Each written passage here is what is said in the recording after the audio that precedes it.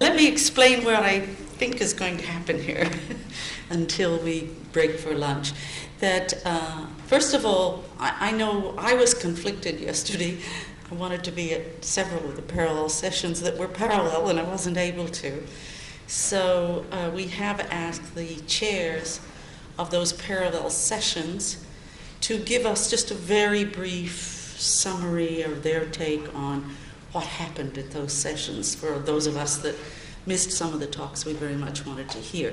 And that will be the first part of this session. And then we've asked some of those same chairs and some other people to come up, and we gave them a challenge of, can you in 3 sentences or less say something that you took home from this symposium, a lesson for EQUISAT, something that was missing, you were upset wasn't here, some thought that you have.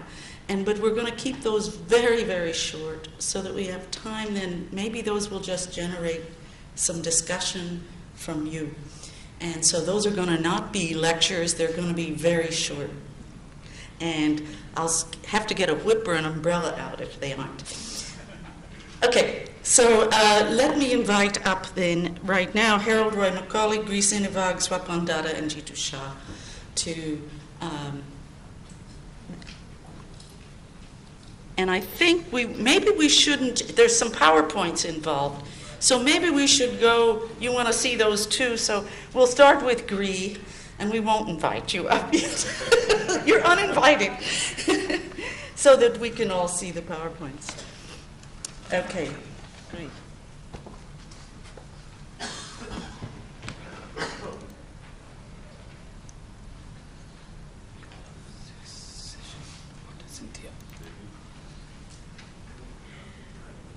Next slide. Yeah.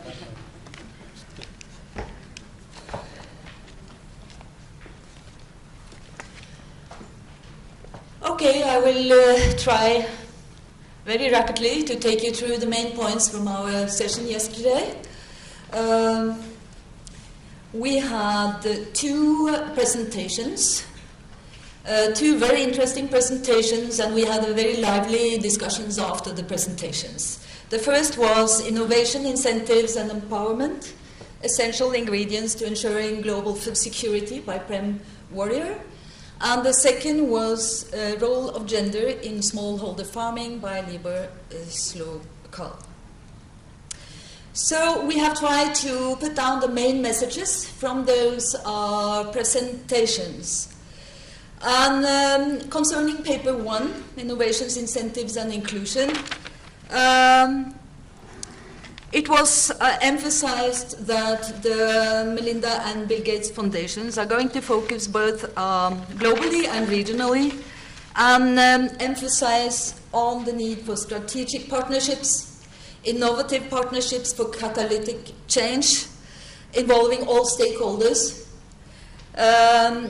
It was also emphasized the power of information, access to information, and the digital revolution in agriculture.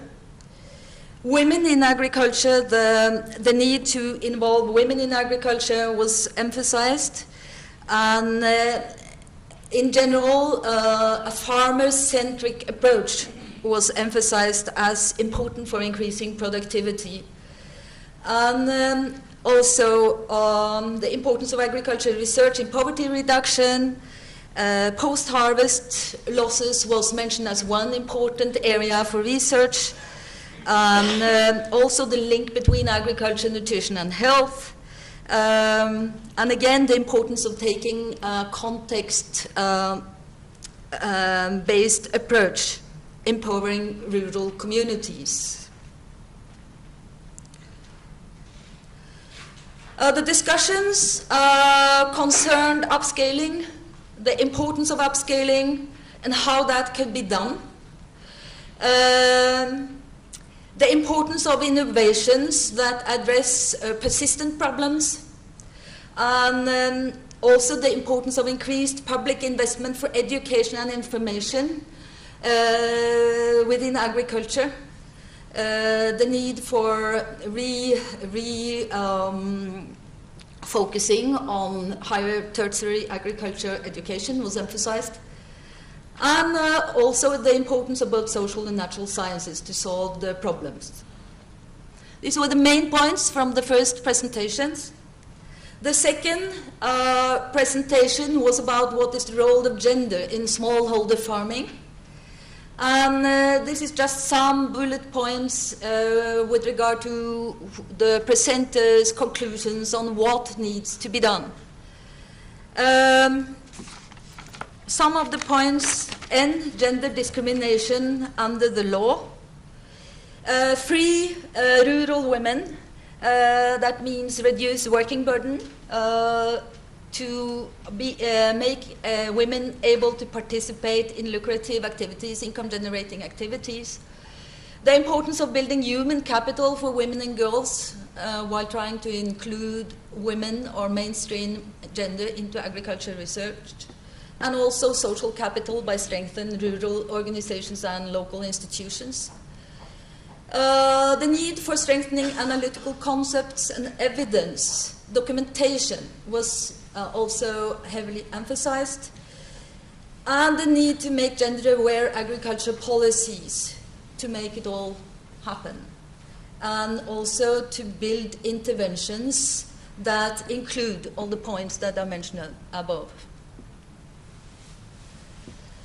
And also the need to document structural inequalities was mentioned, and that the gender issues are complex, that they cannot be generalized, that they are very dependent on the situation in which they occur, and also that creating impacts is not possible in a very short time, but must be seen over a longer time span, and that research for development for women farmers are needed. More information, more documentation, gender disaggregated data are needed. So we had a general discussion in the end, and please tell me, I think I've used my 5 minutes already. We asked the question why gender mainstreaming is not happening, though it's talked about so much during many years. What's the main reasons that gender mainstreaming is still absent in many, maybe particularly natural science-oriented projects? We also discussed, or questions came up about partnerships. What are the most beneficial partnerships? And the partnership must be community-based and go beyond business and private sector, and should be context-based and be able to scale up. I think that was some of the main points. And we also had questions and discussions about how women could really be empowered within agriculture food systems. So these were the main points. I don't think I should go further. Maybe Cynthia, the rapporteur, or the presenters could add some points that I have forgotten. Prem, any points that should have been mentioned? I missed your presentations. I hope I got the main points. What about the FAO gender specialist? Is okay? Okay. Thank you.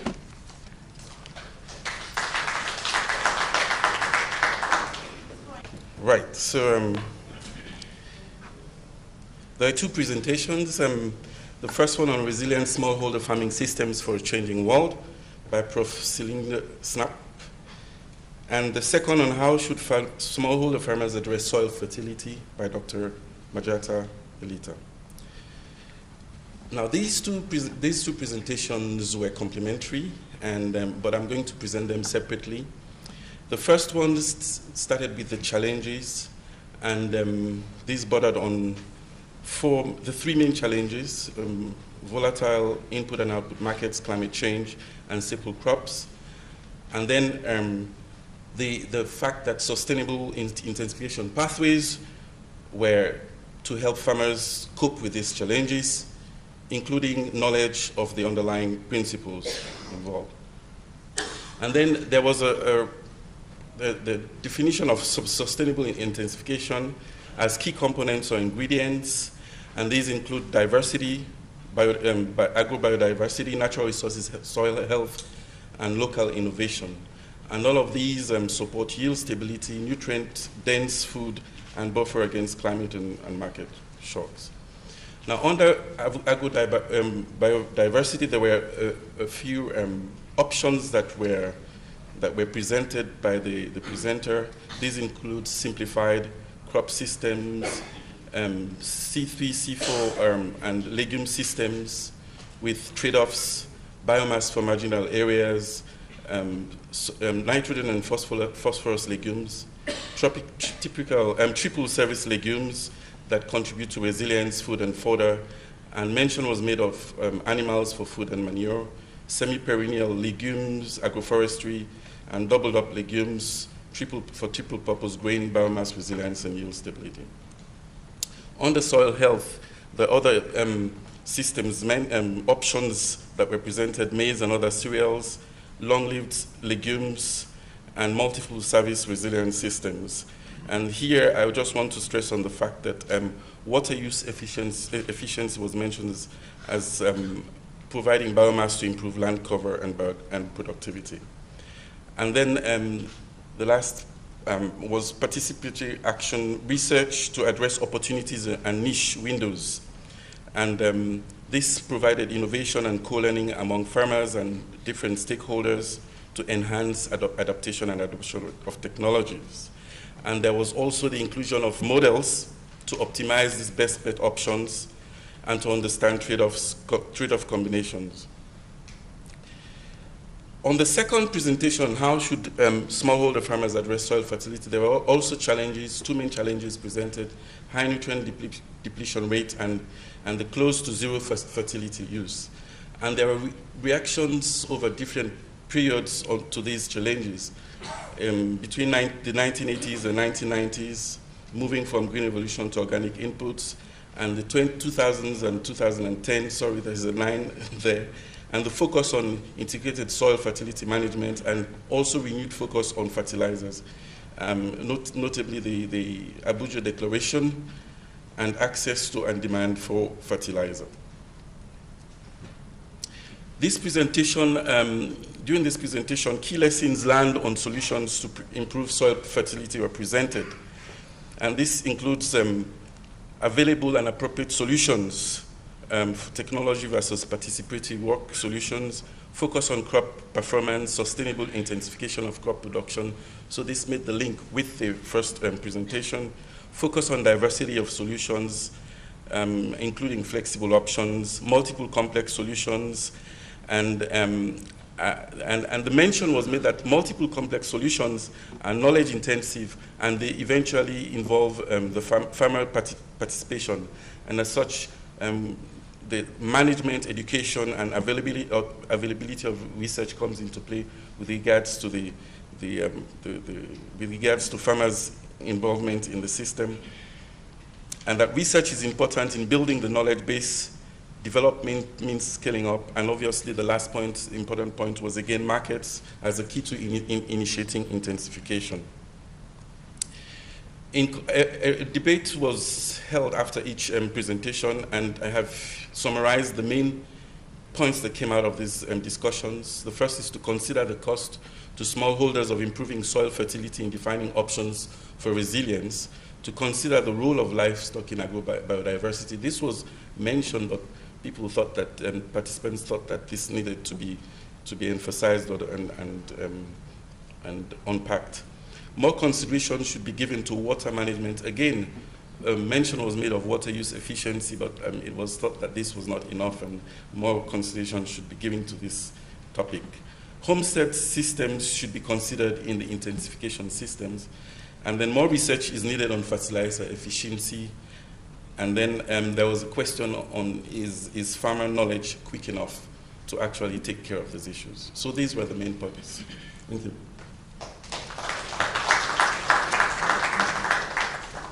Going to go next? I'm just talking, no presentation. This is the parallel session number 3, where we have 2 great speakers. The first one is Dr. Florence Wangbugu, and she is basically talking on African perspective, mainly that Africa needs more partnership today than before, as the country's population growth is 3.5% and the food production is 2.5%. So with even declining soil fertility. So definitely the partnership is very much needed in all aspects of agriculture growth and in a consortium manner that she presented and highlighted. A concept project on tissue culture generated banana was highlighted, that one project, success story of that particular project can reach to 500,000 of farmers, smallholder farmers of the country. And definitely, in a time-bound manner, this could be a huge success and also demand-driven. Now, based on how this concept was developed, that was highlighted, that this is a single trade and single highlighted project. So some emphasis was given that how it was even developed and conceptualized.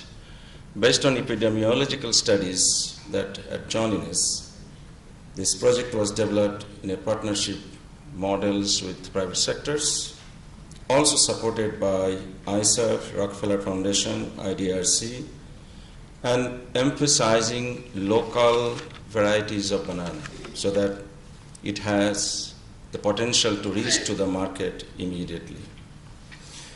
Now, the beauty of that particular project, what I found is interesting also, everyone appreciated that, the training of the farmers, training of the local people, how the tissue culture being utilized to develop that material, how the material would be ultimately would go to the farmer's field, and all of these things were demonstrated with the local people, so that it developed a ownership and ultimately acceptability and adaptability would be much easier, and that was the key point of the success. Another point was highlighted, that is quality and certification, which is a real problem in many countries, and that needs or was arranged to get it more success in the marketplace. Ultimately, the conclusion of that project is that evidently it shows the smallholder farmers can profit with this value chain. The second presentation was from Dr. Robert Bartram, and he was emphasizing on value chains, which is the key success in boosting today's higher productivity at farm level, resulting more food to come to the market. This is actually a project in recent time that USAID is focusing based on the value chain concept, based on the US presidential initiative to combat hunger and poverty and the G8 Al-Aquila commitment made in 2009 is now given emphasis at a global level wherever it is needed. And it is science-based. New genetic resources should be developed to ensure that crop which can stand drought, terminal heat, and be available with high nutrition, because food and nutrition problem is a severe and need to be addressed at the regional level. Shared benefit with partnership linked with the market can only fulfill all these goals that has been emphasized. And value chains as improved product may serve high nutrition value, income, incentivize to producers, researchers, and all the stakeholders in the society. That's the value, and that's the value chain, and in a sustainable stewardship. A few examples was highlighted, just to mention a few one. Africa Rising, Rice Fish Program in Bangladesh, and World Food Program with a protein-enriched, chickpea-based, ready-to-use food for Ethiopia. So that was the main highlights of Rob presentation in our particular session. It was followed by very lively discussions. Many people participated in the discussion, and a lot of thoughts and ideas and interest generated in the discussion, and it was a very good, lively session. If both the speakers like to add any other points that I have missed, please welcome, or any other comments that anyone like to make. Thank you.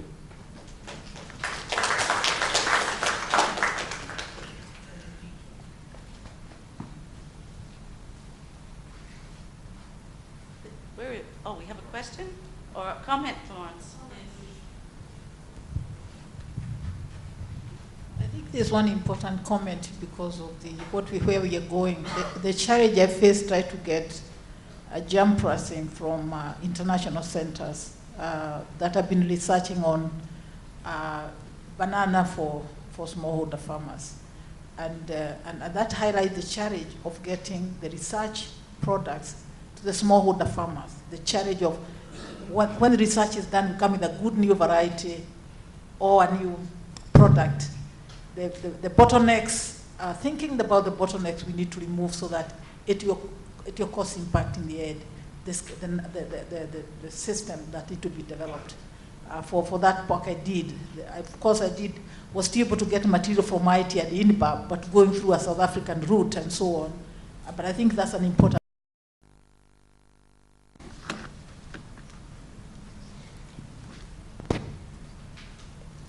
Morning, everybody.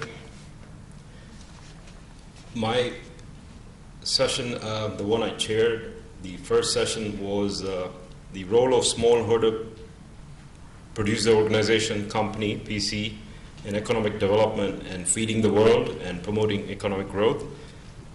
The presenters were a joint presentation by Dr. Subhash Mehta and Dr. Professor Nayak. The main points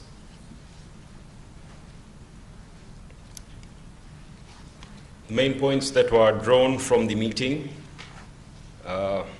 first one was centered around the producer family. There was a model, it was a very deep model, and as Professor Nayak said that it would take pages and pages to discuss all this. But in short, we will just go over the main points from the model. And so the first one, it's centered around the producer family. This is very critical. The design variables have to be simultaneously optimized. Now, the model consisted of various variables, and so for the model to work, everything had to be worked simultaneously. Point number 3, it has to be a holistic, engaged approach. Now, what this means is in terms of production, marketing, credit requirements, health, and education. If one part is missing, then the project is not successful in its own self as such. It has to be an entirety of all these factors. Formation of capital, social capital, that is cluster of villages, is the foundation for sustainability. So it is very important that the social capital, it works around the cluster of villages, is important for the whole project to be sustained.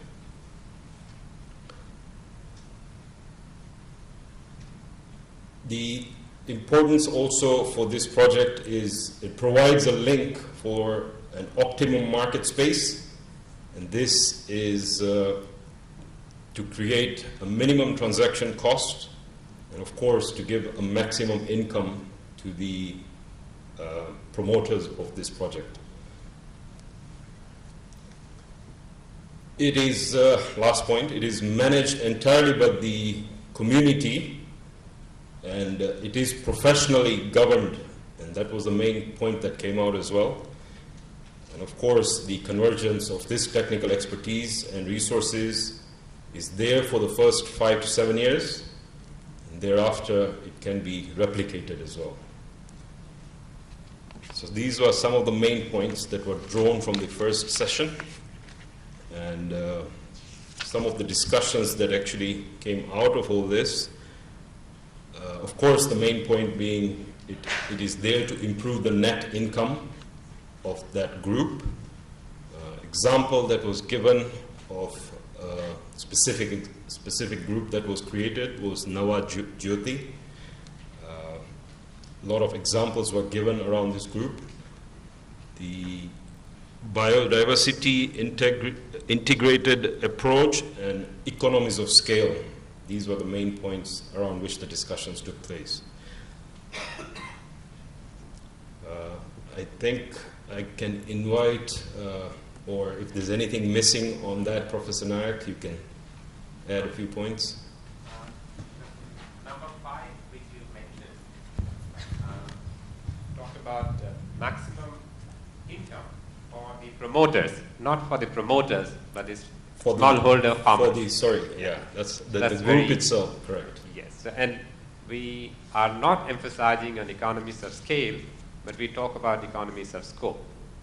Those are 2 corrections to your points. Okay, thank you for that. We can move along to the next session that took place, and this is Modern ICT, the Answer to Extension. And this was conducted by Dr. Asha Kanwar. I don't know if she's here in the audience today. No, unfortunately she got a little bit of an eye infection, so she wanted to clear the session very quickly. But the main 3 points that came out of this is, number 1, access to learning is obviously the key to development, and ICT is there to complement all the other extension activities that are there. And the L3F approach, lifelong learning for farmers, this is to give the capacity to provide the learning link for the farmers. There was interesting examples given in which the Commonwealth Office of Learning is conducting its different projects. There was one in Uganda that was given, and this was under the CHOGM initiative. This was through the link of mobile telephones and actually linking farmers to assist them in the new technologies that is there. Also in Tanzania, there is a situation where there is only one extension worker for 25,000 people, and of course with the advent of the telephone, it benefits in a very large scale as well. It extends to far more greater groups of people. The content of the information that is actually released was discussed. This is community-based information. A lot of the information is, of course, project-specific.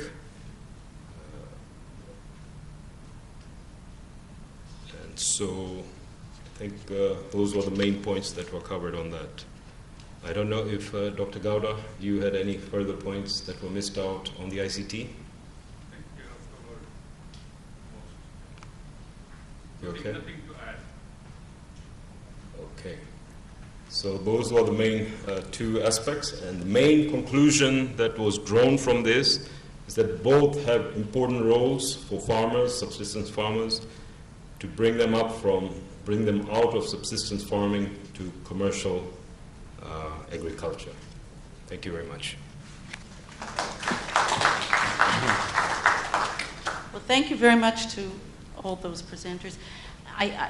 Also, Dave reminded me to tell you that all of the presentations, the PowerPoints, as well as the video stream of this symposium, will be available on the ICRISAT website soon, I presume. So if you did miss one of these particular talks, that's one way to get more details.